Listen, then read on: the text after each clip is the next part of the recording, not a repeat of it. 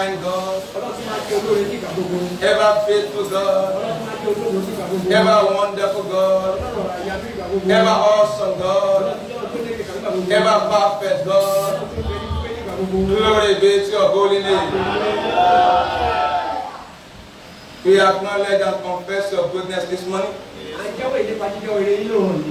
We acknowledge and confess your faithfulness this morning. We acknowledge and confess your righteousness this morning. We acknowledge and confess your wonder this morning. You have been so wonderful. You have been so faithful. You have been so kind. Even the past 10 months. Please take all the glory in Jesus' name. We are grateful that we can make it to this last day in the month of October. We have a testimony. It has been you. It has been by your Son. It has been by your Spirit. It has been by your righteousness. It has been by your gentleness. It has been by your grace. Glory be to your holy name. As we expect your goodness in the months to come, we have come today to say thank you, to rejoice in you, to praise you, to celebrate you, and to receive from you. The one who nourishes with the word. By your word today, nourish our soul. Nourish our life. Save us. Help us. Encourage us.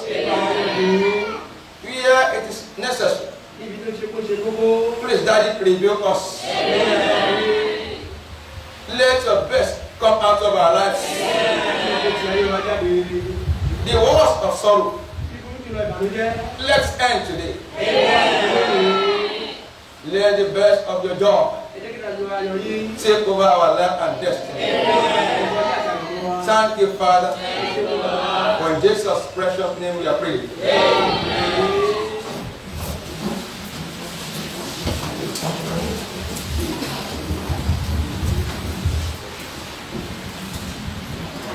We give praise to God for the message He sent to us last Sunday.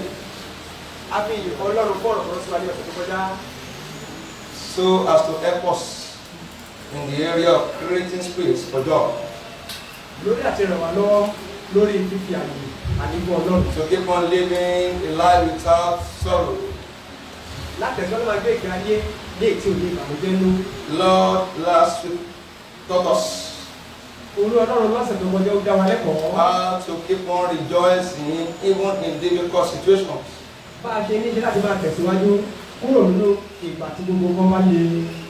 Situation that brings call for sorrow, but which God demands that we celebrate upon.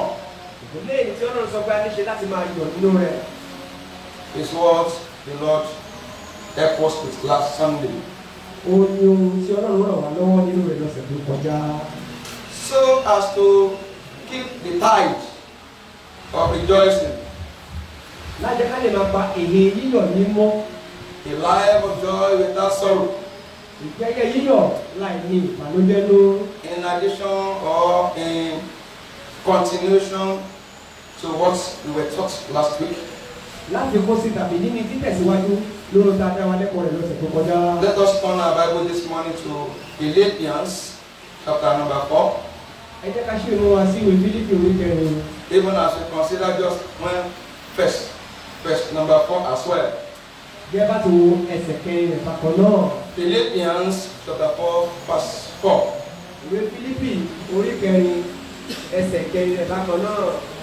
Rejoice in the Lord always. And again I say, rejoice.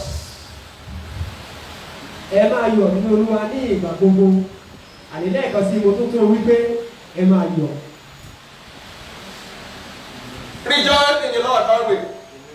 And again I say, rejoice. àní lẹ́yìn kan sí mo tún tó wípé ẹ máa yọ̀.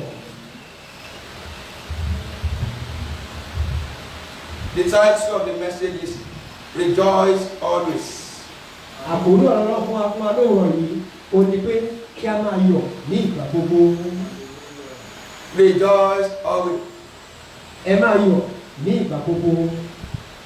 The best approach of rejoicing in all situations is to practice what Apostle Paul has put down here. Dídá ìyọ̀nú ọ̀nà tí a ní ṣe láti máa fi yọ̀ ní ìgbà gbogbo, òun láti máa ṣe àmúlò ohun tí Apostle Paul pẹ̀lú sọ nìyí. To keep on rejoicing in all difficult situations. Látẹ̀sọ́ máa yọ̀ nígbà tí gbogbo nǹkan bá le. Rejoice in the Lord always. Ẹ máa yọ̀ ní Olúwa ní ìgbà gbogbo.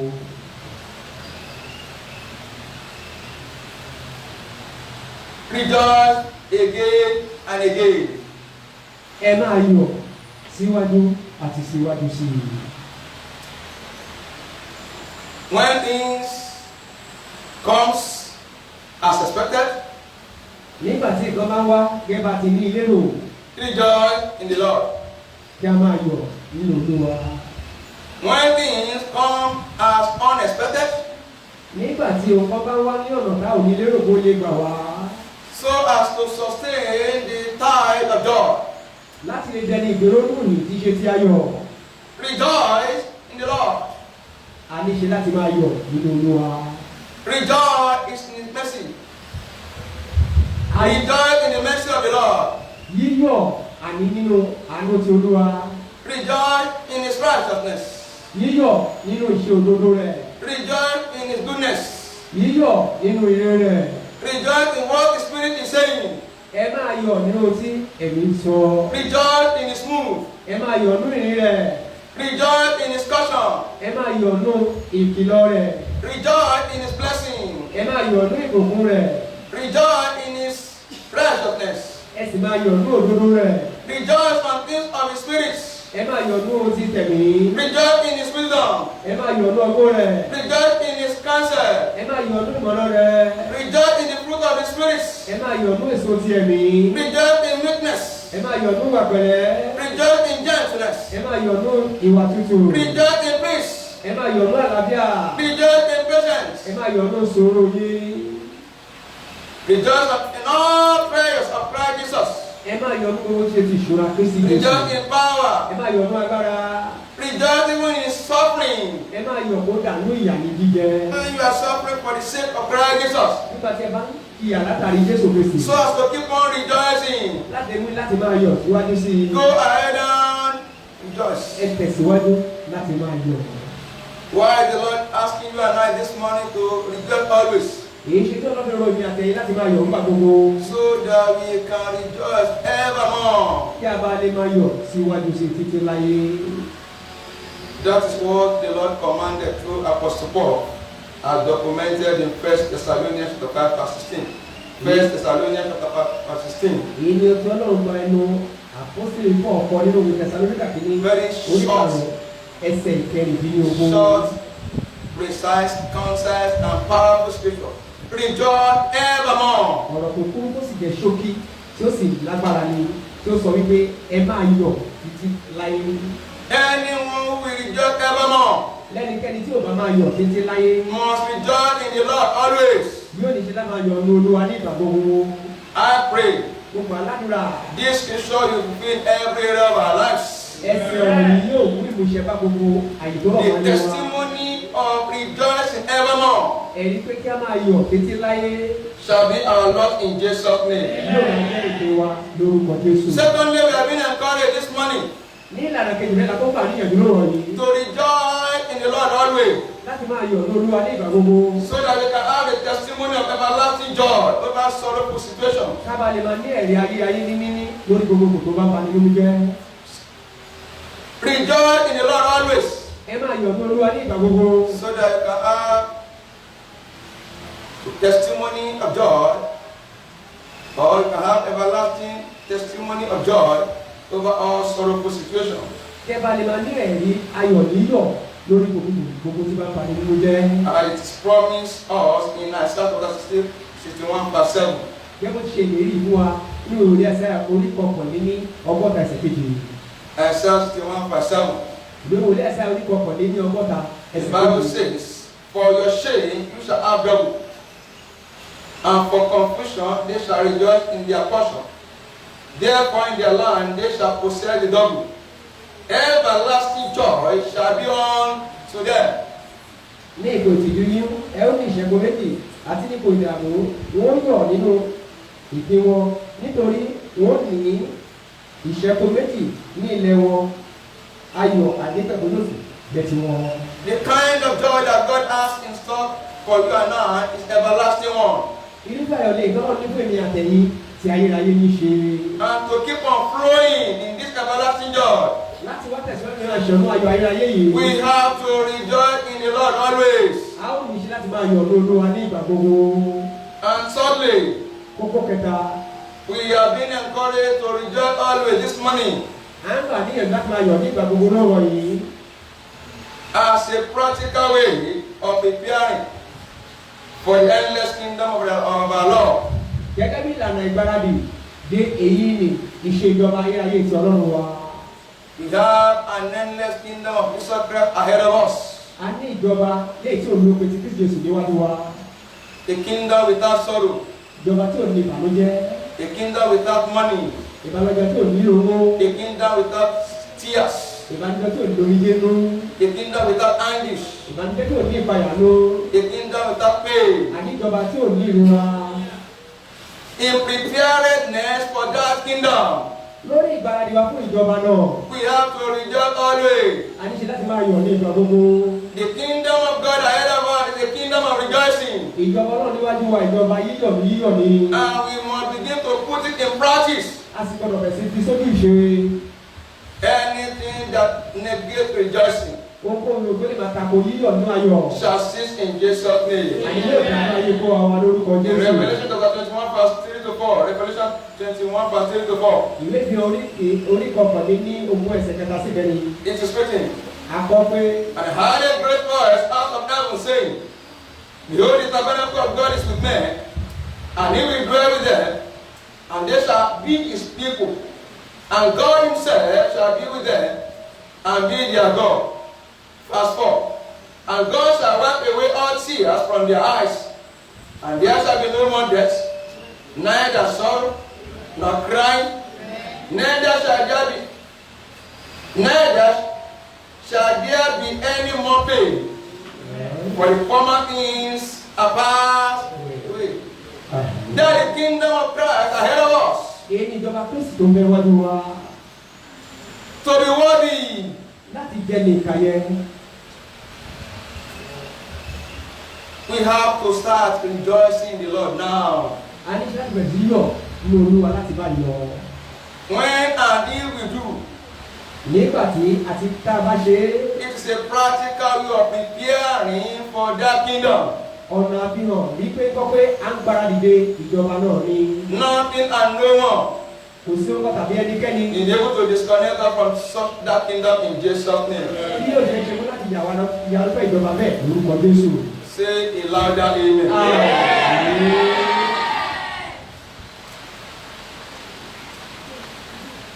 Rejoice in the Lord always. Ẹ máa yọ̀ nínú Olúwa ní ìgbà gbogbo. Just as we were told last week, Gẹ́gẹ́ bí a ti sọ fún wa lọ́sẹ̀ tó kọjá, to rejoice in difficult situations. láti máa yọ̀ nínú ipò nígbà tí nǹkan bá le. A natural man will begin to ask. Ẹ̀dá kan tá a dá yóò máa fi ra rẹ̀ léèrè. A natural man, somebody who is not spiritual, Lẹ́dàá tí ìṣe ni tẹ̀mí in asking, yóò máa béèrè. is it possible Ǹjẹ́ wàá ṣe é ṣe to rejoice always láti lè máa yọ̀ ní ìgbà gbogbo without having a moment of sorrow? láì kò ní ní àkókò ìbànújẹ́? If it is not possible, Bí bá ṣe pé kò bá ṣe é ṣe ni, the Lord wouldn't have allowed it to be written in the scripture. Ọlọ́run wọn ìbátan ti fàyè gbà á láti ló ká máa kọ sílẹ̀ lóhùn mímọ́. Because it is written, Torí bá a ti kọ́, because it is a command, torí kó tún tó gẹ́gẹ́ bí àṣẹ. in Christ Jesus, it is possible. Nínú Kristi Jésù ṣíṣe ṣe ní ṣe. The lifestyle ìgbésí ayé of rejoicing always in the Lord. láti máa yọ̀ ní ìgbà gbogbo ní Olúwa. I proclaim today because it is written. Mo kéde ẹ̀ lónìí torí pé a ti kọ́. In my life, in your life, Nínú ayé mi, nínú ayé yín. it shall be possible. Ṣeéṣe. Every difficulty, Gbogbo líle kí líle. every barrier, Gbogbo ìdènà kí dènà. every impossibility Gbogbo kò ṣeé ṣe kí kò ṣeé ṣe. that want to make it difficult, Tó lè fẹ́ mú un nira. such is subdued in Jesus' name. Àtẹ̀yìn rẹ̀ bá níbà ìlórúkọ Jésù. In Romans chapter 12, Nínú ìwé Róòmù orí 12, if you read the entire scripture, bàbá ka gbogbo ẹsẹ̀ ọ̀rọ̀ náà. there Apostle Paul was trying to help us Níbẹ̀ ni àpọ́sítélì Paul ti bẹ̀rẹ̀ wá lọ́wọ́. on how to keep on overcoming evil with goodness. Lórí bá a ti lè ṣe jẹ́ kí ire wa kó máa borí ibi. Verse number 12 is more relevant Ẹsẹ̀ 12 jẹ́ ìta lè kàkọ́ púpọ̀. to help us in our quest to keep on rejoicing in the Lord always. Lórí ríràn wá lọ́wọ́ lórí ohun ẹ̀bẹ̀ wa láti máa yọ̀ ní Olúwa ní ìgbà gbogbo. In our effort to keep on conquering all things of sorrow, Nínú akitiyan wa láti máa ṣẹ́gun ohun ṣe ti ìbànújẹ́. there are some scriptures there that is so relevant to us. Àwọn ẹsẹ̀ ọ̀rọ̀ kan bẹ níbẹ̀ lè tá a lè máa kà fún àdínkù ara wa. Verse number 12 of that scripture precisely. Ẹsẹ̀ 12 lórí àkórí ẹsẹ̀ ọ̀rọ̀ náà. In order to keep on overcoming the sorrow, the evil of sorrow, Láti tẹ̀síwájú láti máa ṣẹ́gun ibi tó rọ̀ mọ́ ìbànújẹ́. the goodness of rejoicing. Inú rẹ̀ tó rọ̀ mọ́ yíyọ̀. This scripture is so relevant, applicable to us. Ẹsẹ̀ ọ̀rọ̀ jẹ́ ohun tá a lè máa ṣe àmúlò rẹ̀ ní ìgbà gbogbo. Let us open again to Romans chapter 12, verse 12. Romans 12, verse 12. Ẹ jẹ́ ká ṣí ìwé wa sí ìwé Róòmù orí 12 ẹsẹ̀ 12. Rejoicing in hope, patience in tribulation, continuing instant in prayer. Ẹsẹ̀ ọ̀rọ̀ náà sọ pé ẹ máa yọ̀ ní ìrètí, ẹ máa mú sùúrù ní ìpọ́njú, ẹ máa dúró gangan nínú àdúrà. Maybe you are thinking, how will it be so easy to Bóyá o rejoice in the Lord always? bóyá o ti wá rò lérò pé báwo ni ó ti jẹ́ ṣíṣe láti máa yọ̀ ní Olúwa nígbà gbogbo. This scriptural prescription is more useful. Ìlànà àgbékalẹ̀ sí ọ̀rọ̀ yìí a máa jẹ́ ohun tí ó máa wúlò. To rejoice in the Lord always. Láti máa yọ̀ ní Olúwa nígbà gbogbo. Number one, keep on rejoicing. No. Ìlànà àkọ́kọ́ ni kí á tẹ̀síwájú láti máa yọ̀ ní ìrètí. Keep on rejoicing. Oh. Kí á tẹ̀síwájú láti máa yọ̀ ní ìrètí. Being confident of greater future. Níní ìgboyà ọ̀la ńlá sí ara ẹni. Being less concerned about present pain. Láti má lè jẹ́ kí ẹnì kan máa tọ̀ wá nípa ìrora tá ń là kọjá lọ́wọ́lọ́wọ́. Keep on rejoicing in hope. Kí á tẹ̀síwájú láti máa yọ̀ ní ìrètí. When hope is lost, Nígbà tí ẹ̀dá bá pàdánù ìrètí, sorrow may be strengthened. ìbànújẹ́ lè fẹ́ máa ní okun. When hope of the child of God is lost, Nígbà tó ọmọ Ọlọ́run bá pàdánù ìrètí, that God can still reign àní pé ilé ìdáyọ̀ nílé ìjọba in any area of his or her life. ní àyíká káyìíká ayé rẹ̀. Such an error may give strength to sorrow. Inú bí àṣìṣe bẹ́ẹ̀ lè fi okun fún ìbànújẹ́. The psalmist Olórin nì confirmed it in Psalm 42. nídìí ẹ̀múlẹ̀ ní orí Dáfídì orí 22. He said, when the tears of sorrow overwhelm me, he nearly forgot the good old days. Ó ní ní ìgbà tí èyí ni ìbànújẹ́ sì dìbò òun kọ́, òun fẹ́rẹ̀ gbàgbé àwọn ọjọ́ rere tó ti wá Let látọ̀dọ̀. us read it. Psalm 42, verse 3 to 4. My tears have been my meat day and night, while they continually say unto me, Where is thy God? When I remember these things, I pour out my soul in me, for I have gone with this multitude. I went with them to the house of God, and with the voice of joy and praise, which a multitude that kept holy day. Omijé ni ìwé orin Dáfídì orí kejìlélógójì ẹsẹ̀ kẹta sí ìkẹrin. Omijé ni ó jẹ mi ní ọ̀sán àti ní òru nígbà tí wọ́n wí fún mi ní ìgbà gbogbo pé Ọlọ́run rẹ̀ dà. Nígbà tí mo bá rántí nǹkan wọ̀nyí, èmi tú ọkàn mi jáde nínú mi. Èmi ti bá ọ̀pọ̀ ìjọ ènìyàn lọ. Èmi bá wọn lọ sí ilé Ọlọ́run pẹ̀lú ohun ayọ̀, ohun ìyìn pẹ̀lú ọ̀pọ̀ ènìyàn tí ń pa ọ̀dọ̀ mi mọ́. The psalmist says, Day and night he has been sorrowful. Olórin mi sọ fún wípé ní ọ̀sán àti ní òru ní ìbànújẹ́. So that he was tempted to forget the good old days. Débi wípé a fẹ́ dánwò láti gbàgbé àwọn ọjọ́ rere gbogbo dáradára. And the people around didn't help matter. They kept on asking him, Where is your God? Láwọn tó sì ń bẹ ní àyíká rẹ̀ ràn náà lọ́wọ́ lórí pé bí àwọn ti bí léèrè pé Ọlọ́run rẹ̀ á dà. But his hope was rekindled. Ṣùgbọ́n tó náà retí rẹ̀ dá. When he went to the house of the Lord. Nígbà tí ó ń bá àwọn ènìyàn lọ sí Ọlọ́run. When he was in the midst of the children of God. Nígbà tó ń bẹ lágbèdè méjì gbọ́ tàwọn ènìyàn. His hope was rekindled. Ìrètí rẹ̀ aṣọ́jà ìlápọ̀tẹ́ wọn.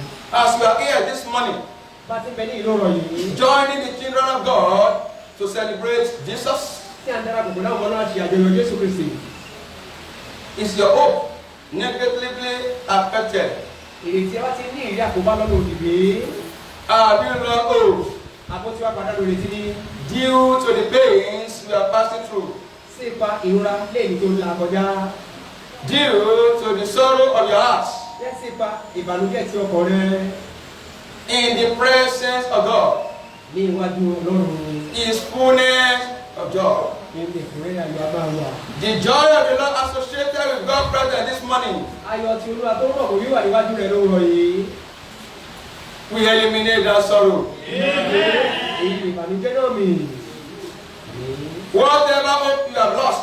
Ìrètí kí èsì òde tilẹ̀ ti padà nù. Shall be restored fully this morning. Àpẹ̀rù wa lẹ́kùnrẹ́rẹ́ lówùrọ̀ yìí. In the name of Jesus Christ.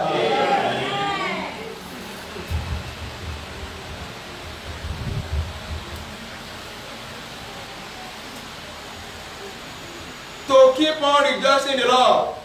Láti tẹ̀síwájú máa yọ̀ ọ́ Ọlọ́run. We need hope. A nílò ìrètí. You need to keep on rejoicing in hope. A ní ṣe láti tẹ̀síwájú láti máa yọ̀ ọ́ ìrètí. And you need the support of others. A sì nílò àtìlẹ́yìn àwọn ẹlòmíràn. Not all sorrow can be handled with individual capacity. Iṣẹ́ gbogbo ìbànújẹ́ lẹ̀dá lè dá yanjú lóhùn tìkára rẹ̀. The Bible says iron sharpens iron. Bẹ́ẹ̀ni sọ pé irin a máa lọ irin ni. Ecclesiastes chapter 4 verse 7 told us. Ìwé oníwàásù orí kẹrin Sorry, Ecclesiastes chapter 4 verse 9. Ìwé oníwàásù orí kẹrin ẹsẹ̀ kẹsàn-án sọ fún wa. Two are better than one. Èjì a máa sàn ju ọ̀kan. Glory be to God, we are more than two today. Òkú sí Ọlọ́run ló kàn tó tọ́ àdí méjì lọ ní ìlú nìyí. Anyway, your hope is negatively affected. Ọ̀nà kọ́nà yóò tí a èyí ni ìrètí lẹ́tí lé ní ìrìn àkóbá. You will be supported in Jesus' name. Lórí rẹ̀ lórúkọ Jésù. To keep on rejoicing in hope, Láti tẹ̀síwájú láti máa yọ̀ ọ́ ìrètí. we need support of others. A nílò àtìlẹ́yìn àwọn ẹlòmíràn. That's what the psalmist was saying. Ìnà tó lórí náà sọ. He was battling with the sorrow alone. Ó dá ìbànújẹ́ jẹ níyà lóhùn nìkan. His hope was badly affected. Ìrètí rẹ̀ ó ti ní àkóbá lọ́nà òdì. But when he joined the brethren in fellowship, Ìgbọ̀n tó ti darapọ̀ mọ́ àwọn aráàlú ìbákẹ́kẹ́ pọ̀. his hope was rekindled. Àtúndọ̀ ìrètí rẹ̀ dá. And the tide of rejoicing began to flow again. ìyẹn ayọ̀ rẹ̀ níyọ̀ tó bẹ̀rẹ̀ sí ṣàn wọlé lápọ̀tún. Is there any space in your life that sorrow has taken over? àárín àyíká náà ayé wa ní ètí ìbànújẹ́ ti gbà kọ́. Power of joy will take over from sorrow this morning. ayọ̀ níyọ̀ yóò gba ìṣàkóso lọ́wọ́ ìbànújẹ́ lóòrọ̀ yìí. You need support of the brethren. a nílò àtìlẹ́yìn àwọn ará. You need to be in fellowship. a ní láti máa bà ní ìgbà kẹ́kẹ́kọ̀ọ́. In 1 Samuel, inú Sámúẹ́lì kìíní.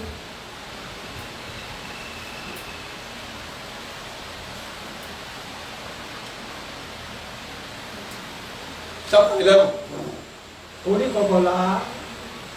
Shortly after King Saul had been favored ní kété lẹ́yìn tí ọba Sọ́ọ̀lù tí ó bí onígbà. with kingship and prophetic mandate to be the first king in Israel. pẹ̀lú àṣẹ láti jẹ́ ọba àkọ́kọ́ tó ti ẹni tí ó máa sọ àtọ́jú àkọ́kọ́ nílẹ̀ Ísírẹ́lì. The Ammonites àwọn ará Ámónì invaded one ancient town in the tribe of Manasseh. ó fogun ja ìlú àtijọ́ kan tí í ṣe tàwọn ìran Mánásè. The elders of that town gathered láwọn àgbà ìlú náà kóra wọn jọ pọ̀ to the Ammonites tó àwọn Ámónì and said, make a covenant with us, we will serve you. lórí sọ fún mi pé ẹ dá májẹ̀mú ẹ bá wa dá májẹ̀mú pọ̀ àwa ó sì ṣe. And the Ammonites said, àwọn ará Ámónì wá sọ wípé on one condition, lórí àṣẹ wo ni on one condition, lórí ìlànà wo on one condition, lórí ìlànà kan we will remove eye of every one of you yí pé àwa yóò yọjú ọ̀kọ̀ọ̀kan yín as a reproach against the entire land of Israel. gẹ́gẹ́ bí ìlànà ìdọ̀lòdì sí gbogbo ilẹ̀ Ísírẹ́lì. So the elder says, àwọn àbálì wá sọ wípé the elder said to the Ammonites, àwọn àbálì wá wípé àwọn ará Ámónì give us 7 days ẹ fún wa ní ọjọ́ méje to visit all other tribes in Israel. láti lè mú wa bẹ̀ gbogbo àwọn ẹ̀yà tó kù. If none of our brethren can come to our rescue, bí ọ̀kọ̀ọ̀kan lára àwọn ará wa ò bá lè wà láti wá it fún wa means lọ. forever we will be your slaves. èyí ni tó kò sí pé títí láyé láwọn àjẹ ẹrú sí yín. The conclusion of the Ammonites is that no help will ever come on their way. ọ̀rọ̀ ìkẹyìn léè táwọn ará Ámónì rò ní pé gbọ́ pé ìrànwọ́ kí ìrànwọ́ kan ò ní lè wá ní ọ̀nà wọn. Every conclusion of the enemy gbogbo ìpinnu tó tọ̀ka that will not have help in the remaining month this year pé a ò ní rí ìrànwọ́ gbà sí i nínú oṣù tó pọ̀ ní ìparí. shall fail in Jesus' name. yóò jáwọ́ kulẹ̀ lórúkọ Jésù. For every of your needs, fún gbogbo tí ṣe tàìní wa for every of my needs, gbogbo tí ṣe tàìní mi spiritually, financially, materially, ní tẹ̀mí ní tara ní tètò ṣúná tó ń èlò. the Lord will command support Ọlọ́run ló pàṣẹ àtìlẹ́yìn. in the name of Jesus Christ. Lack of support at times may affect human hope negatively. àìní àtìlẹ́yìn láwọn àkókò máa ṣe àkóbá tó ń tàbùkù bá ìrètí ẹ̀dá lọ́nà òdì. So the elders went to the other tribe of Israel. ló mú táwọn àgbààgbà yìí kétọ̀ wọn ìran mìíràn ti ṣe ti ọmọ Ísírẹ́lì lọ. And then Saul was yet to be enthroned as king over Israel. nígbà náà wọn ò tí mú Sọ́ọ̀lù sórí ìtẹ́ gẹ́gẹ́ bí ọba nílẹ̀ Ísírẹ́lì. He just left the prophet, the company of the prophet, where he was anointed. ó ṣẹ̀ṣẹ̀ fi ibùdókọ̀ àwọn wòlíì sílẹ̀ níbi tí a ti bọ̀rọ̀ yàn án. So wherever tribe these people got to, there was crying. ní ìrankíran léèlì tí àwọn ìdílé àwọn àgbààgbà ìbá kétọ̀ lọ ìgbé a máa wà níbẹ̀. That the elders of Jabez Gilead went to, it provoked crying unto God. níbikíbi táwọn àgbààgbà yìí bá lọ kọ́ a máa fi àwọn ẹkún ní sísun sí Ọlọ́run. So as suddenly Saul out of it. lójijì Sọ́ọ̀lù wá gbọ́ nípa èyí. Why are people crying? èé ṣe táwọn èèyàn fi ń sọ fún. They told him the invasion of the Ammonites into the ancient town of Jabez Gilead wọ́n sọ nípasẹ̀ ìkógun jani ilé ìdáwọn amúnìkójà àwọn ìlú Jabes Gileadi. The Bible says, Ìbéèrè wípé the Spirit of the Lord came upon Saul. ẹ̀mí Ọlọ́run pàdé Sọ́ọ̀lù. He mobilized Ó kójọpọ̀ 33,000 warriors. lábẹ́bẹ́ jagunjagun tó tó ẹgbẹ̀rún lọ́nà mẹ́ta. While the oppressor was still waiting, Bí àwọn onílára sì ti ń dúró, that there won't be any help for the people of Jabes. pé àwọn ará Jábésì kò lè rí ìrànwọ́ kí ìrànwọ́ kan gbà. The invader became invaded. Àwọn tó ń kógun jà ní dẹni tá ń kógun jà. The oppressor were oppressed Anilára di ẹni tá ń nilára. by the step that Saul took Nípasẹ̀ ìpèsè tí Sọ́ọ̀lù gbé in the entire land of Israel and Judah. People were mobilized. ní gbogbo ilẹ̀ Ísírẹ́lì tó Júdà, ó kó àwọn ènìyàn jọ. They came to the support of this tender town. Wọ́n wá fún àtìlẹ́yìn ṣíṣe sí ìlú tá a sọ pé ó rọrùn yìí. Their hope was rekindled. Àtúnlọ́rìn tí wọ́n dá. Their sorrow was turned to joy. Ìbànújẹ́ wọn padà sí ayọ̀. For your sorrow to become joy, Fún ìbànújẹ́ wa láti di ayọ̀. every support you require, Gbogbo àtìlẹ́yìn dá nílò. be spiritual, financial, material, Bóyá sí tara sí tẹ̀lé sí tó. the Lord command this hour Ọlọ́run pàṣẹ ìlú àti ìyè. in the name of Jesus Christ. But the secret is this: Ṣùgbọ́n àṣírí rẹ̀ ní wípé keep on rejoicing. No, ẹ tẹ̀síwájú láti máa yọ̀ ní ìrètí. never allow anything or anyone to take out your hope in the Lord. Ẹ má fi kẹ́kẹ́ tàbí gbogbo gba èyí àyàyọ̀ inú Let that hope be registered in your heart that come what may, my Lord liveth.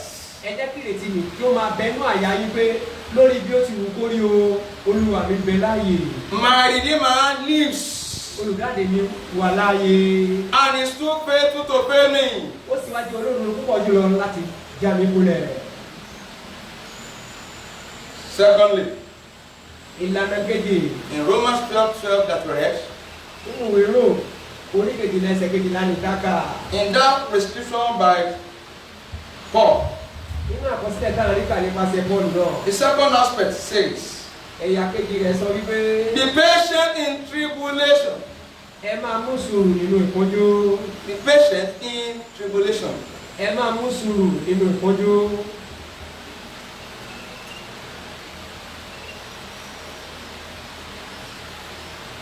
Impatience, he said, can turn joy to sorrow. Àìní sùúrù tìkára rẹ̀ lè sọ ayọ̀ di ìbànújẹ́. Because those who are impatient may take laws into their hand. Ìjẹ́ láwọn tó ń bẹ nípa ìfi sùúrù lè lọ fi òfin lé ara wọn ní ọwọ́. When sorrow comes, Nígbà tí ìbànújẹ́ bá dé, the inspiration you require ìmísílẹ̀ ìdáhùn nílò to handle it, láti lè rìn lórí rẹ̀. it takes patience to connection and inspiration. Ó ní í ṣe sùúrù ní níní láti ní ìsopọ̀ orúkọ ìmísílẹ̀. Be patient in tribulation. Ẹ máa mú sùúrù nínú ìpọ́njú. When trial, when tribulation, when difficulty, when trouble, when problem that can bring about sorrow occurs, be patient. Nígbà tí ìdẹ̀wò ìpọ́njú wàhálà tó ń ìdààmú ànílé èyí tó lè mú ìpọ́njú bá ní bá dé ẹ jẹ́ ká máa mú sùúrù. If you are not patient, you may not rejoice in the Lord. Bí a ò bá ní sùúrù tó a lè má lè yọ̀ ní Ọlọ́run. It says, be patient to be able to rejoice in the Lord always. Ó ní ṣe sùúrù ní níní láti mú kí ẹ̀dá lè máa yọ̀ ní ìgbà gbogbo. Still talking about this same Saul. A ṣe sọ nípa Sọ́ọ̀lù yìí kan náà. We have started 1 Samuel chapter 11. Àti fojú wo èyí ni Sámúẹ́lì kìíní orí kọkànlá. For about 2 years reigning as a king. Ó lábẹ́ bí ọdún méjì rẹ̀ ní ṣíṣe àkóso gẹ́gẹ́ bí ọba. An event that we may say similar to the one we just sighted occurred. Ìṣẹ̀lẹ̀ ta lè sọ pé farapẹ́ èyí lè dájú bójú wo ni tó ṣẹlẹ̀. The Philistines were planning to invade the entire land of Israel. Àwọn Fílístínì ń gbà á lérò láti kó gbogbo ilẹ̀ Ísírẹ́lì. Now, King Saul had become king Ní báyìí, ọba Sọ́ọ̀ ti di ọba for a period of about 2 years. fún ọdún tó ti lọ bí ọdún méjì. Listen carefully. Ẹ fi sílẹ̀ gẹ̀rẹ́gẹ̀rẹ́. We just discussed what he did earlier in chapter 11. A ṣẹ̀ṣẹ̀ rí kà ní lórí kó ṣe ṣáájú nínú ìyè. That which he did it in conjunction with Prophet Samuel. Ó ṣe èyí nípasẹ̀ àtìlẹ́yìn tó rí gbà látọ̀dọ̀ wòlíì Sámúẹ́lì. His enthronement was traceable to the instruction of God through Prophet Samuel to him. Ìmúsórí ìtẹ́ rẹ̀ wáyé nípasẹ̀ ìkìlọ̀ tádúró látẹnu wòlíì Sámúẹ́lì sí i. So by the invasion of the Philistines, Ló fi ṣe pé nípasẹ̀ ìgbógun jàlú tó wá látọwọ́ ara Fílístínì. everyone was threatened, Kó wá kọ̀ọ̀kan náà halẹ̀ mọ́. and they saw the face of God. Kó wá wá ojú Olúwa. And instruction was tarry for 7 days. Ṣùgbọ́n ìkìlọ̀ tádúró ni pé àní ẹ máa mú sùúrù fún ojú ọjọ́ méje In Gilgal, ní Gígálì. after which the prophet, the priest will come, Lẹ́yìn tí wòlíì yóò wá wá perform the burnt offering. láti wá ṣe ẹbọ rẹ̀ sísun So as a way of surrendering the battle unto the Lord. gẹ́gẹ́ bí ìlànà lórí ọ̀dọ̀ ogun náà kọ́ lọ́rùn. Remember, Ẹ̀rọ ti we are on the second point, Abi. gbé lórí kókó kejìlá wa yìí. So rejoice in the Lord always. Láti máa yọ̀ ní Olúwa ní ìgbà gbogbo. Be patient in tribulation. Ẹ máa mú sùúrù nínú ìpọ́njú. When that trouble that may cause sorrow happens, Nígbà tí ìṣòro nì tó lè ṣokùnfà ìpọ́njú bá wáyé. so as to help yourself, be patient. Láti ran ara ẹni lọ́wọ́ kí a máa mú sùúrù. Don't rush to action. Ká má ti kánjú wọnú ìṣègùn ṣíṣe. When trial comes, Nígbà tí ilẹ̀ òun bá dé. sorrow may take advantage of you. Ìbànújẹ́ lè fẹ́ ṣe àṣìlò tó lo àǹfààní èyí. Talking about patience, Ká sọ nípa sùúrù. the instruction was wait or tarry for 7 days. Ìkìlọ̀ náà ni wípé ẹ mú sùúrù ẹ dúró dèmí ní Gígálì. All the people were with Saul. Láwọn gbogbo ẹ̀dá bẹ pẹ̀lú Sọ́ọ̀lù. They waited first day, second day, third day, fourth day, fifth day, sixth day, 7th day. Wọ́n dúró fún ọjọ́ kìíní, ìkejì, ìkẹta, ìkẹrin, ìkarùn-ún, ìkẹfà. And perceived in the morning of the 7th day, Mo wá wo àríwò yẹn pé ní òwúrọ̀ kùtù ọjọ́ keje. Samuel didn't show up. Samuel kò fojú hàn. And immediately, gradually, the people started deserting Saul. Lọ́tọ́ lójú kan náà làwọn èèyàn bẹ̀ sí yẹra fún Sọ́ọ̀lù. I repeat, Tuntun sọ. people started deserting King Saul. Àwọn èèyàn bẹ̀ sí yẹra fún Sọ́ọ̀lù. And he became afraid. Tó mú tẹ̀wé bẹ̀ sí ní bá a. That week that Samuel was supposed to have come to do. Lẹ́yìn tó tọ́ tó sì yẹ fún Samuel láti wá ṣe. When he saw people living one after the other, Níbi ò ti wá rí àwọn èèyàn fún yọ̀sẹ̀ kódà. he took laws into his hand. Èyí mú láti fi òfin lé ara rẹ̀ yọwọ́. He performed the offering. Ó ṣe ẹbọ rẹ̀ náà ní sísun. As it was rounding up, Bó ti wọ́n kásẹ̀ gbogbo ńlẹ̀. Samuel came. Ní Samuel wọlé dé. What have you done?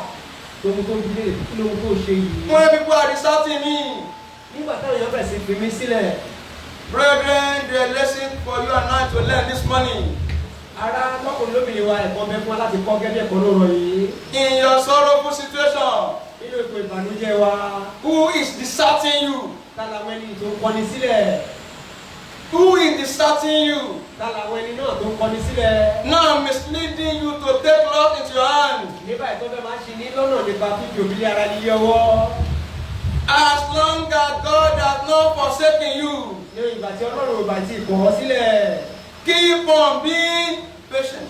Tẹ̀síwájú nínú sùúrù. And that sorrow will become Ìbànújẹ́ ni yóò padà dé ayọ̀. The outcome of that impatience Àbádáde àìmúsòro ni. was too much for King Saul to bear. Ó jẹ́ ohun tí ó pọ̀ púpọ̀ jùlọ láti mú Sọ́ọ̀lù faradà. Let us read it. Ẹ jẹ́ ká kà á. 1 Samuel chapter 13 verses 12 to 14. Sámúẹ́lì kìíní orí kẹtàlá. 1 Samuel chapter 13 verses 12, 13 and 14. Sámúẹ́lì kìíní orí kẹtàlá. Therefore said I, the Philistine will come down now upon me to Gilgal, and I have not made supplication unto the Lord. He listened to what he said. I forced myself therefore and offered a burnt offering. And Samuel said to Saul, Thou hast done foolishly. Thou hast not kept the commandment of the Lord thy God, which he commanded thee, for now would the Lord have established the kingdom upon Israel forever. But now the kingdom shall not continue. The Lord has sought him a man after his own heart, and the Lord has commanded him to be captain over his people, because thou hast not kept that which the Lord commanded thee. That is the danger of impatience. Èyí lè tó rọ̀ mọ́ àìní sùúrù. Tribulation comes. Ìpọ́njú dé. People deserted Saul. Àwọn èèyàn bẹ̀ sí fi Sọ́ọ̀lù sílẹ̀. He said, I forced myself Ó ní mo ti ara mi sí i. from all stronghold of impatience. Kó ló di gíga gbogbo ta ìmú sùúrù. May we be delivered this morning. Àyẹ̀wò àwọn ọmọ rẹ̀ ló rọ̀ yìí. Impatience may drag a person to do that which he doesn't want to do. Àìmúsùn lè sún ẹ̀dá ṣe ohun tí ò tọ́ fún un ní ṣíṣe. Saul said, Sọ́ọ̀lù wípé I forced myself. mo ti ara mi sí i. And Samuel said, Sámúẹ́lì wípé whether you force yourself, you don't force yourself, you have done foolishly. bóyá wá ti ara tàbí ò ti ara ẹ sí i, ó ti wu aláìní ọgbọ́n. There are 4 lessons to learn. Ẹ̀kọ́ mẹ́rin ló ń bẹ láti kọ́. Number 1, Nílànà if kọ́kọ́. because of tribulation, because of sorrowful situation, Nígbà ìṣẹ́ látàrí ìpọ́njú tàbí ipò ìbànújẹ́. a child of God cannot be patient. Ọmọ Ọlọ́run bá ní mú sùúrù. Number 1, it may cause you to force yourself to do things that's unlawful. Ohun àkọ́kọ́ ni pé ó lè fẹ́ mú ẹ̀dá láti ṣe ohun léè tí ò bófin mu. Secondly, it may cause you to do things that are foolish in the sight of the Lord. Ìlànà kejì ni pé ó lè mú ní ṣe ohun tí ń pinni ní òmùgọ̀ tàbí òpè níwájú. Thirdly, it may cause you to disobey the commandment of God. Ìlànà ìkẹta ni pé ó lè mú ní tàpá tàbí ṣẹ̀ sí ìlànà òfin ti Ọlọ́run. And fourthly, the established mandate of joy may be lost. Ìkẹrin rẹ̀ ni pé ìlànà àgbékalẹ̀ àṣẹ tí ṣe ti ayọ̀ ẹ̀dá lè pàdánù rẹ̀. Just 1 Samuel chapter 10 Nínú ìwé Sámúẹ́lì kìló kẹwàá and 11, àti kọ́kànlá. the mandate of joy came unto King Saul. Àṣẹ tí ìṣe ayọ̀ tọba Sọ́ọ̀lù wá. He became king, Ó tọba first king in Israel. ọba àkọ́kọ́ ní Ísírẹ́lì. Now chapter 13, Báyìí ló orí kẹtàlá because of impatience, látàrí ẹ̀kú sùúrù. the testimony is lost. Ẹ̀rí ni ó pàdánù rẹ̀. As many testimonies that might be lost because of impatience. Fún ọ̀pọ̀ ẹ̀rí lè ta lè ti pàṣẹ àgbóṣòro pàdánù. As we are making amends, Bí a ti ń ṣe àtúnṣe. they shall be fully restored. Àwọn olùwọ́n gbà padà lẹ́kùnrẹ́rẹ́. In the name of Jesus Christ. In James chapter 1 verse 4, James chapter 1 verse 4, Nínú ìwé Jákọ́bù nínú orí kẹrin ẹsẹ̀ kìíní. the Bible cautions us, Bíbélì fà wá létí. let patience have a perfect work, Ẹ jẹ́ kí sùúrù kí ó máa dúró gẹ́gẹ́ bí àṣepé iṣẹ́. that you may be perfect. Pé kẹ́ ìbá lè jẹ́ ní pípé. Let patience, Ẹ jẹ́ kí sùúrù anytime in your trial, ní àkókò àkókò nínú ìdẹ̀wò in your pain, nínú ìrora yín. in your undesirable circumstances, Nínú ipò gbogbo lè tẹ́ òyìnbó pàdé tẹ́ òfẹ́. as a way of keep on rejoicing in the Lord. Gẹ́gẹ́ ọ̀nà títẹ̀síwájú máa yọ̀ fún Olúwa. Brethren, we have been cautioned this morning. Ara àǹfààní létí ló wọ̀ yìí. Let patience have a perfect works, Ẹ jẹ́ kí sùúrù kí ó ní àṣepé iṣẹ́ rẹ̀. that we might be perfect even in rejoicing. Àní nínú yín kẹ́yìn kí ó máa lè jẹ́ ní pípé. By the grace in Christ Jesus, nípasẹ̀ èyí rẹ̀ pẹ̀lú Jésù Kristi. To be allowed patience. A ó fa ìgbà sùúrù To perfect His work in our lives. láti mú àṣepé iṣẹ́ rẹ̀ ṣẹ nínú ayé wa. And as we are doing, Bá a ti ń ṣe even in the rejoicing in the Lord, kódà nínú yíyọ̀ wa ní Olúwa. we shall be perfect in Jesus' name. A ó máa jẹ ní pípé lórúkọ Jésù. Still talking about John, the scripture in Romans chapter 12, verse 12. A ṣe ń sọ nípasẹ̀ ìwé Róòmù oríkejì ẹsẹ̀ kejìlá. With the prescription we are following in rejoicing in the Lord always. Ṣíṣe ìlànà àkọsílẹ̀ tá à ń tẹ̀lé nípa yíyọ̀ ní Ọlọ́run nígbà gbogbo. The third aspect of that scripture, Ìlànà ìkẹta sí ẹsẹ̀ ọ̀rọ̀ náà. continuing instant in prayer. Ẹ máa tẹ̀síwájú gangan nínú àdúrà. Continuing instant in prayer. Ẹ máa tẹ̀síwájú gangan nínú àdúrà. In other words, be persistent in prayer. Èyí ni pé ẹ máa ṣe déédéé nínú àdúrà. Never allow the pain or what you are passing through rob you of the power in prayer. Èyí ni tó túmọ̀ sí pé ẹ má ṣe bẹ̀rẹ̀ gba ohunkóhun nínú àìní agbára tẹ́tẹ̀lé nínú àdúrà láti gba ohunkóhun ní ọwọ́ yín nínú àdúrà. Prayer is our act of sincerity to God. Àdúrà ní máa ṣe ìṣe tó ń ti wá ìjẹ́ olódodo sí Ọlọ́run ni. When you are facing situations of pain, Nígbà tá a bá dojúkọ ìkórora and as a way of rejoicing in the Lord, gẹ́gẹ́ bí ọ̀nà sí ọ̀dọ̀ Olúwa, you still return to prayer.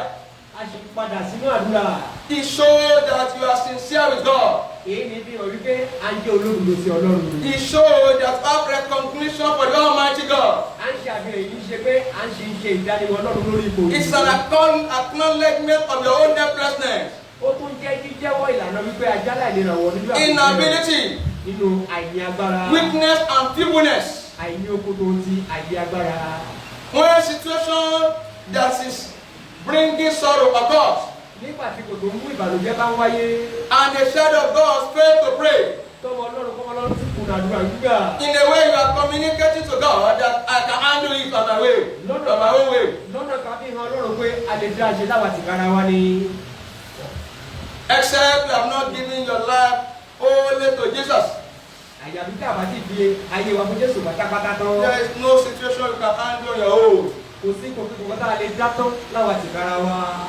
If you have given our life to Him, Bí a bá ti fi without Him we can do nothing. bí a bá ti fi ayé wa fún un láìsí rẹ̀ a ò lè lo nǹkan kan. Even to keep on rejoicing in the Lord, we need Him. Kódà láti máa tẹ̀síwájú yíyọ̀ ní Olúwa lílo rẹ̀. We need His support. A nílò àtìlẹ́yìn rẹ̀. We need the equipment of His Spirit. A nílò ìtanijí ẹ̀mí rẹ̀. We need His courage. A nílò ìyànjú. In Psalm 119, Ní ìdájọ́ orí kọ̀ọ̀kan ní ọgọ́fà verse 15. ẹsẹ̀ kẹẹ̀dógún. Psalm 119, verse 15. Ìwé orí kọ̀ọ̀kan ní ọgọ́fà ẹsẹ̀ kẹẹ̀dógún. The psalmist says, Olórin mi sọ wípé I will meditate on your precepts. èmi ó máa ṣe àṣàrò nínú ẹ̀kọ́ rẹ̀. I will meditate on your precepts.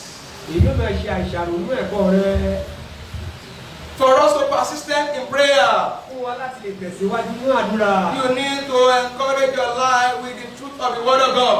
A ní ṣe láti máa gba ayé wa níyànjú pẹ̀lú òtítọ́ ọ̀rọ̀ Ọlọ́run. Even in Proverbs 28, verse 9, Proverbs 28, verse 9 told us, Ó dà ní òwe orí kejìlélọ́gbọ̀n ẹsẹ̀ kẹsàn-án tó He fún wa. that turneth away his ear from hearing the Lord, even his prayer shall be abomination. Lẹ́ni nì tó yí etí rẹ̀ kúrò ní ọ̀nà ti Ọlọ́run, àdúrà yóò máa jẹ́ òmìnira àdísí Ọlọ́run. May our prayer never be abomination in Jesus' name. Àdúrà yóò jẹ́ òmìnira sí Ọlọ́run lórúkọ Jésù. So as to keep on rejoicing always. Láti lè máa mú àtẹ̀síwájú máa yọ̀ Ọlọ́run nígbà gbogbo. Prayer is central. Àdúrà jẹ́ ọ̀kan ọ̀rọ̀ sí i. Prayer is significant. Àdúrà máa ṣe kókó sí i. Prayer is highly essential. Àdúrà jẹ́ ohun tó ṣe kókó pàtàkì. Talking about prayer Sísọ̀rọ̀ nípa àdúrà. as a way of rejoicing the Lord Gẹ́gẹ́ ọ̀nà yíyọ̀ ní Olúwa. and as a way of turning our sorrow to joy. Àti ọ̀nà sísọ ìbànújẹ́ wa di ayọ̀. Remember, if as a child of God you refuse to pray, Ẹ máa rántí o gẹ́gẹ́ ọlọ́ba wá kúnlẹ̀ àdúrà gbígbà. enemies may not be tired. Ó lè má sún ọ̀gá. There are someone or some people outside there that are praying against your life that you may not know. Láwọn kan bẹ kódà àwọn ẹ̀dá kan wà lóde náà tó ń gbàdúrà lòdì sí ayé ẹni táwọn òbí mọ̀. They are praying to steal, to kill, to destroy. Wọ́n gbàdúrà láti jí láti pàdé láti parun. Don't lose focus on this. Ẹ má ṣe pàdánù àfojúsùn yìí. Never, don't just think that you are the only one praying. Ká má kàṣe máa rò nínú báwa nìkan là ń gbàdúrà. Only God knows who are sacrificing Ọlọ́run ló mọ àwọn ẹni ìtò orúbọ. to disturb somebody God. Láti mú ìdíwọ́ tó ti dàbò bá ayọ̀ ẹ̀dá. But glory be to God. Wọ́n ò gbóni sí Ọlọ́run olókè. In Proverbs 15, in Proverbs chapter 15, Inú ìwé orí kẹẹ̀ẹ́dógún and verse 8, àti ẹsẹ̀ kẹjọ rẹ̀. we have that assurance A ní àrídájú èyí ni. that the sacrifice of the wicked is an abomination to the Lord. Pé ẹbọ àwọn ìkàsí Ọlọ́run kọ́ mú ìríra ni. But the prayer of the upright is delight. Ṣùgbọ́n àdúrà olódodo kọ́, àdúrà tó ṣì ń kọ́ ni ó ń dunnú sí. Even our Father in heaven is delighted when we are praying. Ó dà bàbá tí bẹ́ẹ̀ náà máa dunnú nígbà tá a bá ń gbàdúrà. Anything mean that a prayer Ohunkóhun inú mi tó kó ìràdúrà. is subdued in Jesus' name. Báyìí lórúkọ Jésù. To keep on rejoicing in the Lord. Látẹ̀sẹ̀ láti máa yọ̀ ní Olúwa. Don't be tired of prayer. Ẹ má jẹ́ kó sú wa nínú àdúrà gbígbà. Enemies do pray. Torí káwọn ọ̀tá máa gbàdúrà. Although the Bible says their prayer is an abomination. Lọ́tọ́ bẹ́ẹ̀ ni gbàdúrà wọn ohun ìríra ni. And for my joy and for your joy without sorrow. Fún ayọ̀ tèmi àtayọ̀ yín láì ní In ìbànújẹ́. the day, in the night. Lọ́sàn àti ní òru. All prayers of the enemy Gbogbo àdúrà tí ṣe táwọn ọ̀tá. against us, Lòdì sí wa. they shall remain abomination before the Lord. Nínú ìríra níwájú Olúwa títí láyé. But the Bible says when we pray, it is His delight. Gbogbo èyí pé nígbà tá a bá gbàdúrà, a máa jẹ́ ìdùnnú òun. May God be delighted in our prayer in Jesus' name. Gbogbo sí àdúrà wa lórúkọ Jésù. Conclusively, Ní ọ̀rọ̀ àsọpé kẹ́yìn, we need to abide. a ní ṣe láti máa gbé. We need to keep on abiding. A ní ṣe láti tẹ̀síwá láti máa gbé. We must live a life without being separated from God. A gbọ́dọ̀ máa gbé ìgbé ayé tí o ṣe fún àwọn ìyára wa yọ Ọlọ́run. If you look at Peter, Bí a bá wo Pétérù, one of the persons in the inner caucus of Lord Jesus Christ, ọ̀gbọ́n lára ẹni àkọ́kọ́ àwọn òṣàṣà tó ń bá Jésù Kristi ṣe. it got the point when our Lord Jesus Christ was arrested. Ó dé àyè kan nígbà tá a mú Olúwa Jésù Kristi. And ahead of that, the Lord has ushered him together with others to pray, Ṣáájú àkókò náà ni Olúwa ti rọ̀ ọ́ pẹ̀lú àwọn tó kù pé kí wọ́n tẹ̀síwájú nínú àdúrà gbígbà. which they failed to do. Léyìí tó kùnà ní ṣíṣe. Now, he was separated from the master. Nígbà tó ń tàbí ya olùkọ́ni. He find himself in wrong company, in the wrong company. Ó bára ẹ̀ nínú ẹgbẹ́ tí ò tọ́ sí láti bá ṣe. And this one started accusing him. Léyìí táwọn bẹ̀rẹ̀ sí dúró mọ́. You are also one of his followers. Tó ọ̀pọ̀ lára wọn náà ṣe 3 times, ní ìgbà mẹ́ta ọ̀tọ̀ọ̀tọ̀. Peter denied Jesus. Pétérù kì í ṣe Jésù. May nothing, may no one take away prayer from our lives. Kí ohunkóhun tàbí ẹnikẹ́ni kí ó má ṣe gba àdúrà kúrò lẹ́nu wa.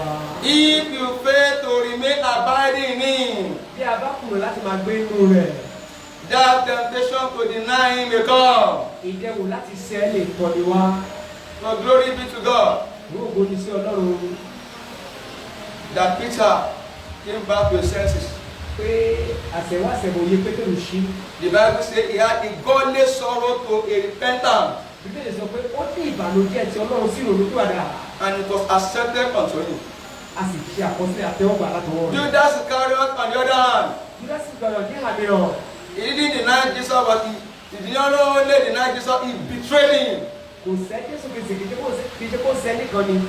He sold the master to the enemy. Torí tí ó ta olùkọ́ni sọ́wọ́ àwọn ọ̀tá. After our Lord had been arrested, Lẹ́yìn bàtà tí kò Olúwa wa. the Bible says Bíbélì wípé he also repented, ó ti ká lára olúwàdà. but his own repentance was ungodly one. Olùkúra tiẹ̀ jẹ́ ìtí òní Ọlọ́run ló. The repentance of Peter Olùkúra ti Pétérù. made him to make amends. Ó mú láti To make amends. Ó mú láti ṣàtúnṣe. But repentance of Judas Iscariot Olùkúra ti Júdásì Kàríọ́tì. misled him to do the worst. Ó ṣì lọ́nà láti mú ṣe tó burú jáde lọ. And his repentance was not acceptable. Tó tí olùpadà òfin jẹ́ òun. After that repentance, he killed himself. Olùpẹ̀lẹ́ olùpadà náà ó para rẹ̀. For us to keep on rejoicing in the Lord.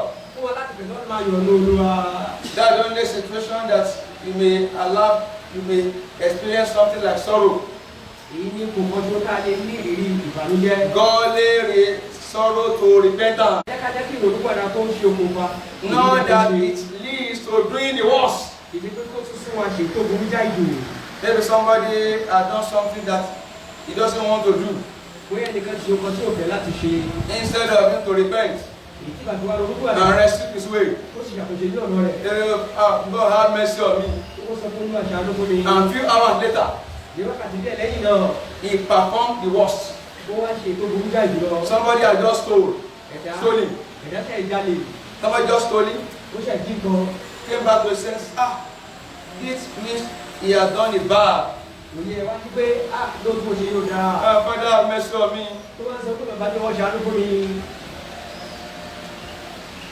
He may be doing it in sorrow.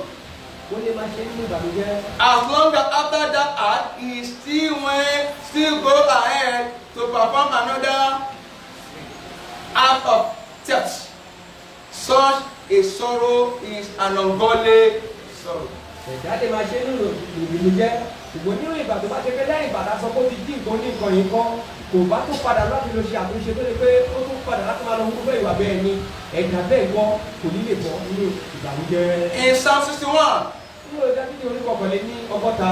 David said, Dáfídì wípé because he abided in the Lord, torí pé òun pé nínú Olúwa, he remained stable ó dúró déédéé under the covert of his wing. Lábẹ́ ààbò ìyapa. And he was praying ahead for Solomon, king to come. Òun sì ń pàdúrà ṣáájú bíbọ̀ wá Solomoni. He said, he shall abide before God forever.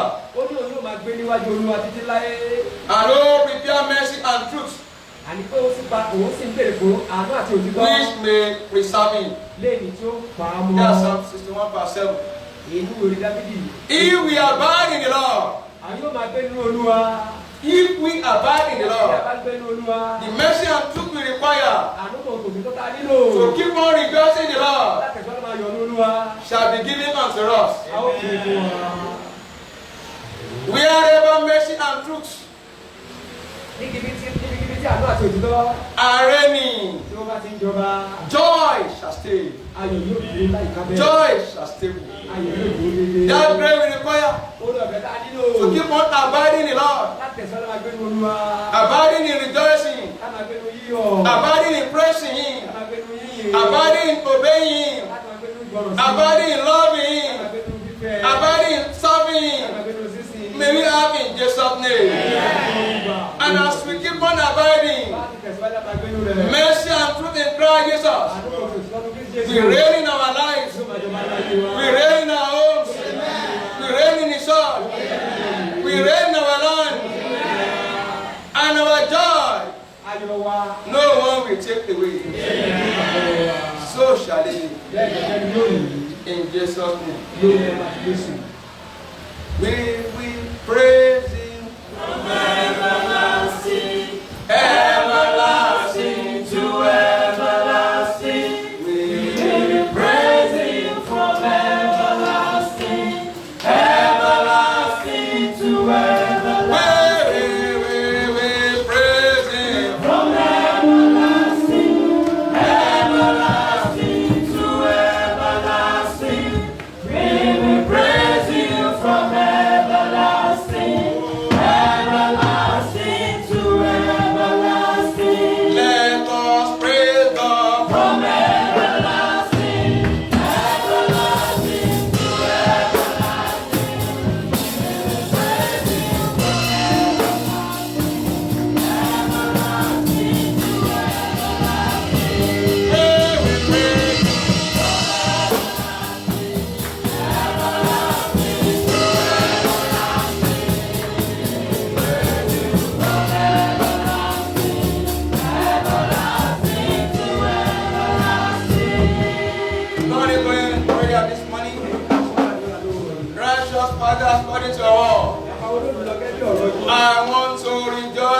always.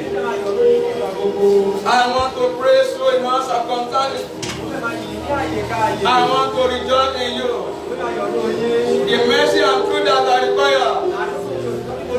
Let your mercy and truth reign in my life. Help my life with truth and mercy. To keep on rejoicing in all circumstances. Help me with your mercy afresh. Help me with your truth afresh.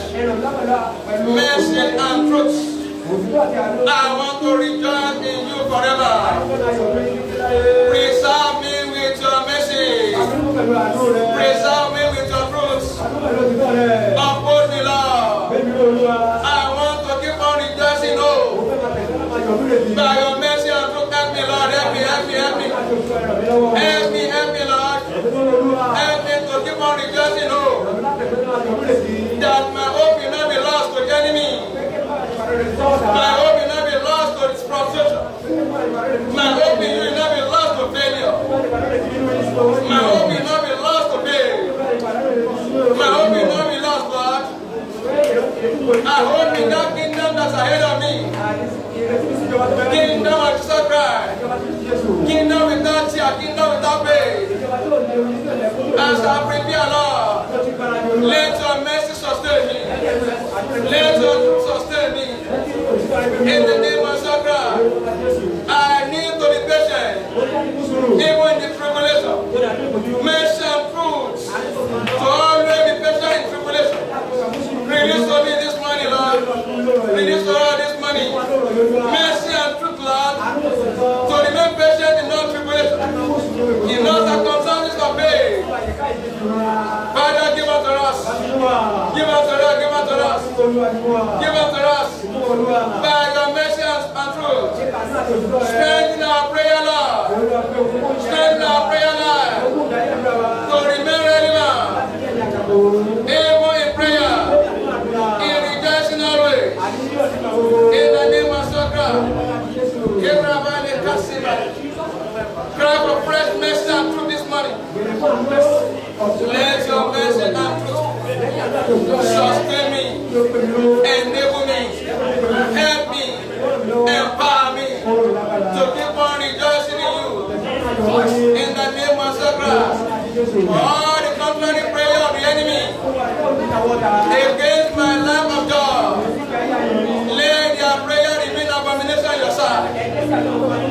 All the sacrifices of the enemy, all the running of the enemy, enter scatter against my life, against my destiny, to cause sorrow. Let the effort become abomination. In the name of Sakra, whatever that can affect my life of rejoicing negatively, and the month of October ends today. Let it end, let it end. Let it end, let it end. Let it end. Whatever that can affect my life of rejoicing negatively, let it end. My entire life, my family, my destiny, whatever that want to affect it wrongly or negatively, let it end. Whatever that done with my life, with my destiny, that want to make the month ahead difficult, make the month ahead painful, let them end today. Let them end. It is a power that be destroyed. It's a work of the devil. Let me frustrate. All the support that I require to stay rejoicing in the month of God, to keep rejoicing forever. Give us to me, Lord. Give us to me. Give us to me.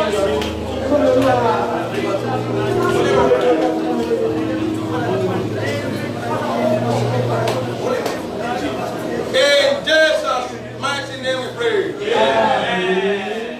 Daddy, we thank you. We worship you this morning. We appreciate you for your work. Your work, God, came mightily to strengthen us and to refresh us Aláti tù wá lára. With fresh understanding. Pẹ̀lú òye ọ̀tún. Please take all the glory in Jesus' name. For us to keep on flowing with a joyful life without sorrow. We have charged us to keep on rejoicing in you always. The grace to do this. Mercy and truth that we require afresh. Daddy, give in Jesus' name. We need to abide in you. The grace to keep abiding even in all circumstances. Give unto us in Jesus' name. After the order of prescription in Romans chapter 12 verse 12, we have been charged to keep on rejoicing in hope, to be patient in tribulation, and continue instant in prayer. The mercy and truth to do likewise. Give unto us in Jesus' name. Righteous Father, in the months to come, we want to remain abiding. Stabilize our heart in you. Stabilize our feet. Whatever negative influence that want to disconnect us from you, oh God, let us end now. In the name of Jesus Christ. The month is ending today. Whatever that negates God, whatever that stands against the righteousness for us, especially in the remaining 2 months this year and the years to come, let them lose their grip. Let them end today. All this satanic cancer to bring about sorrow, let them be turned to foolishness. Your cancer for our lives, to keep on rejoicing always in all circumstances, let it be established forever and ever. We proclaim, Lord, we will rejoice evermore. We will rejoice in you evermore. No space for sorrow, no space for tears, no space for anger. And as many that have failed in the past 10 months, that need godly sorrow to repent, let there be good from heaven for godly sorrow unto repentance. In Jesus' name. Thank you, Father.